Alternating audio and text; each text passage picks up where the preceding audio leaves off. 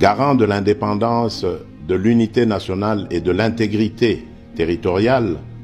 je réitère mon engagement constitutionnel de défendre la patrie jusqu'au sacrifice suprême.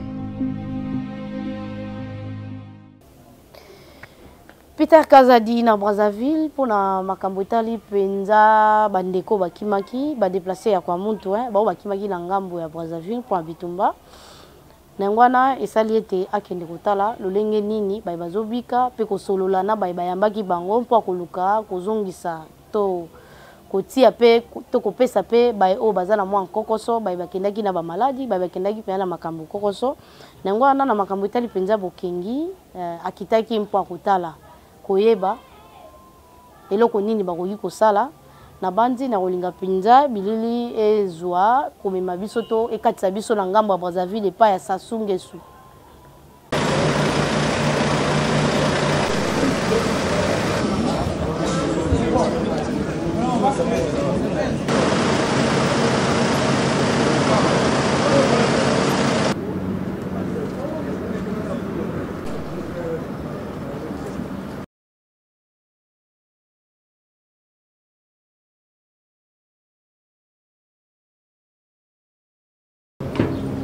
Il a vu la balise. Allez.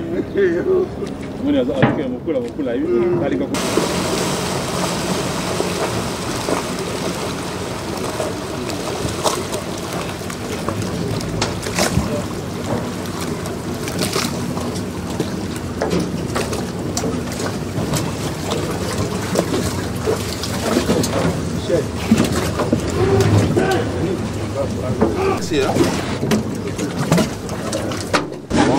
Ça va et vous?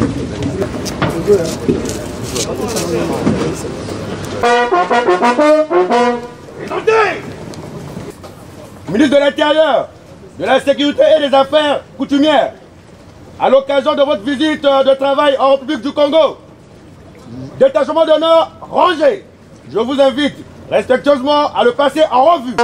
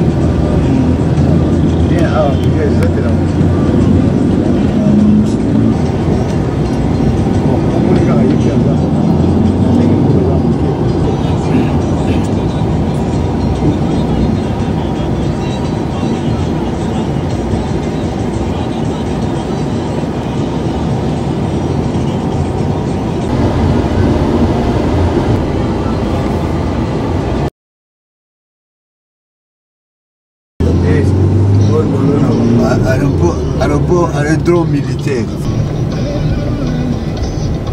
Voilà, c'est tout ça aussi.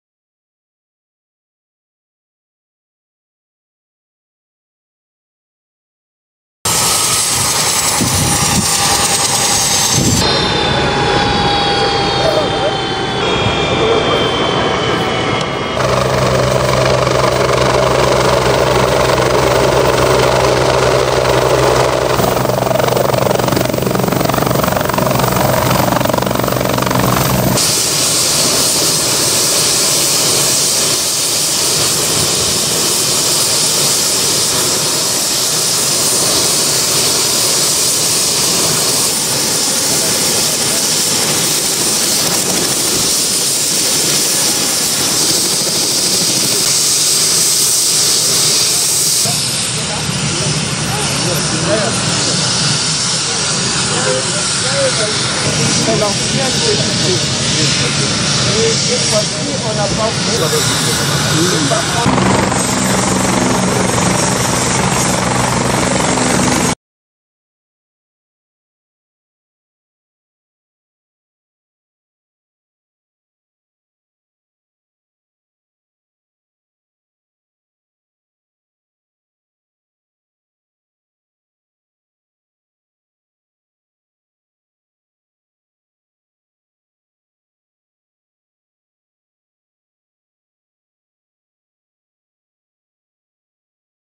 Nous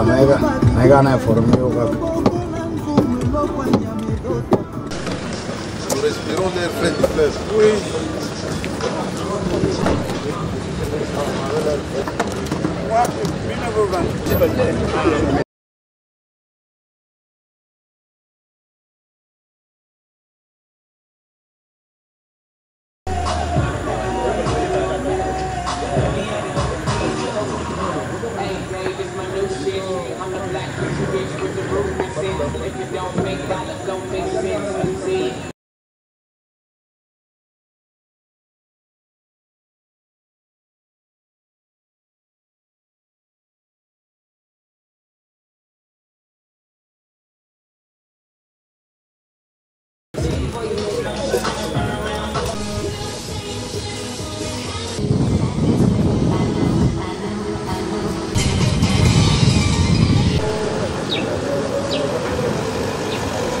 J'ai été invité par son Excellence, Monsieur le ministre de l'Intérieur du Congo-Brazzaville. C'était d'abord pour me rendre compte de l'état de nos compatriotes, des réfugiés qui sont nombreux ici, comment ils vivent. J'ai été visiter les sites où ils habitent et puis nous avons partagé sur des questions communes sécuritaires entre nos deux pays. Vous savez que nous avons un accord sécuritaire entre Congo-Kinshasa et Congo-Brazzaville. Nous avons parlé sur la prochaine réunion de la commission sécuritaire qui va se réunir ici au mois de juin. J'ai été visiter même les lieux qui abritera cette réunion-là. J'ai été la saluer sur invitation de mon homologue. J'ai trouvé la reine combative, soucieuse des questions de son pays. Ce qui est important pour moi, c'est qu'elle m'a donné sa bénédiction. Fifi Masuka saini maman moko ya makasi na kati ya mibali ya kobunda pe ba ministre baza ebele to benga ba excellence mais ya pamba yaza ne kaka gouverneur ya Lualaba ba ministre ba excellence ba nani mais quand même maman Fifi Masuka a mérité ba honneur wana aza maman moko a sali place Moïse Katumbi a Jiraki espace katanga mobima mais azuka Lualaba na kozoka mwa muke wana po eza na bato bele balobi na kati wana zo bénéficier mais na kati to éviter soka zo bénéficier to zo bénéficier et loko intéressé biso et pesi biso posa ya kobeta lisolo na ye eza aéroport azo sala aéroport o Moïse Katumbi na Kabila batika ekotaka mai etondaka o Pierrot pa banda obeta lisolo ekotaka mai etondaka. Maman Fifi Masuka non seulement ko simba ba hôpital où ezaki gérer ezaki na compte à l'état où ezaka gérer na l'état alongwe na ba hôpitaux akoti na banzela alongwe na banzela po ezana bato bazolo ba ezambongo na été ya l'état mais zala quand même na volonté ya kosala te lo l'état ngo tona bato bele mbongo l'état ma ketonga école na matata ponyo azimbongo bukanga lonzo aki otonga ngo nini école na université mapong ya ye moko ya l'état te. Tolanda ye pa ya mwana mboka Peter Kazadi lolenge nini ayaki kopesa ba félicitations na ye pour la komona Peter Kazadi na bokambi ministère intérieur et bongo tozonga. Gouverneur Yalola Fifi Masuka qui co-représenté la civilité naïe par le vice-premier ministre intérieur et sécurité affaires coutumières maître Peter Kazadi Kakonde charge de sécurité et la République démocratique du Congo. Occasion pour le gouverneur Yalola Fifi Masuka pour échanger na VPM intérieur maître Peter Kazadi Kakonde na où était la situation sécuritaire Yalola surtout plus balobel pe na où était effectif ya ba policier pour na kobakisa ba policier na lola ba lola ben ba vivre na sécurité kitoko. Na tuna ye le vice-premier ministre en charge intérieur et sécurité maître Peter Kazadi Kakonde a sepela qui échange oyo ezalaki occasion pour na ye na province mna lokola lola ba kolobela makambo ya telle sécurité pour na ko permettre population bazali ko vivre kuna balola ben ba vivre na sécurité na kimia n'étendu mobimba ya RDC sengelo ba que na occasion oyo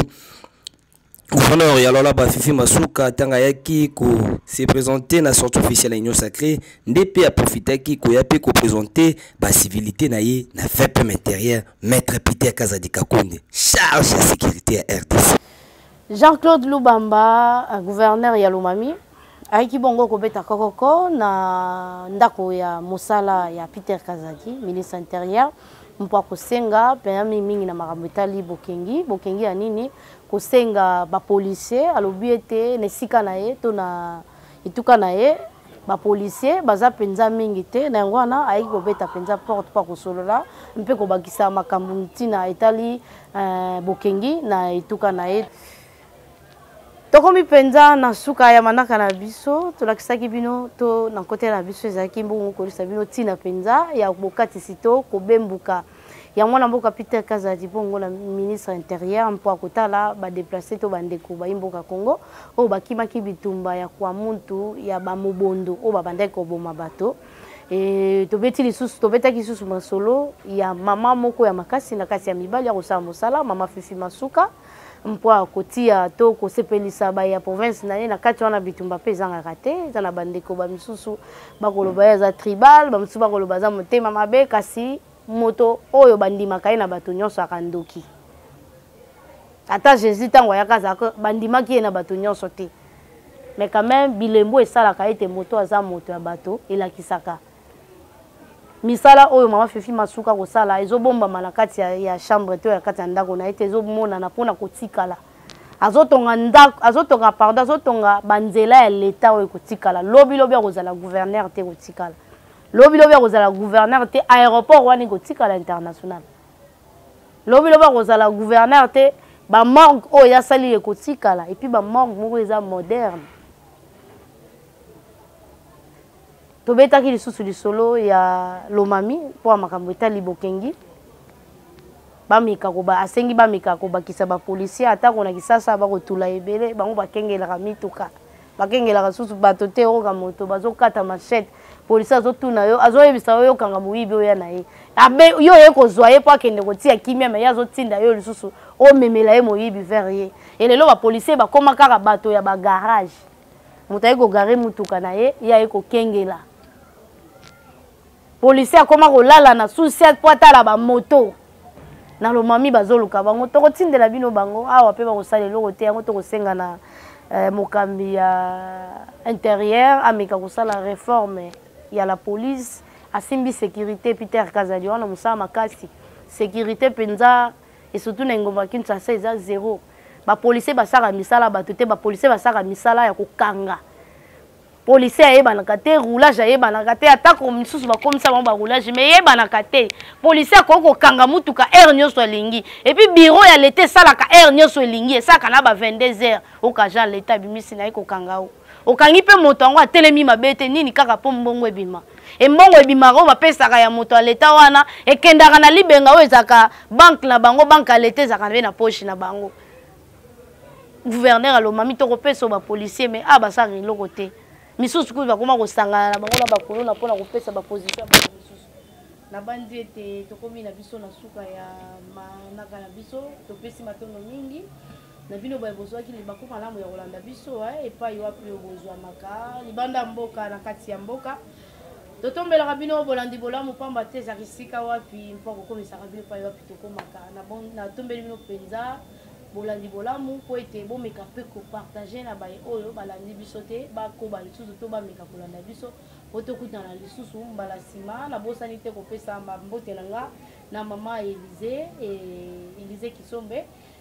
na petite pe bambote makasi pamba te aza mopaya na biso auti koya auti kotala biso mama mokonzi totombeli yo mpenza boyei bolamu po tokutana lisusu mbala nsima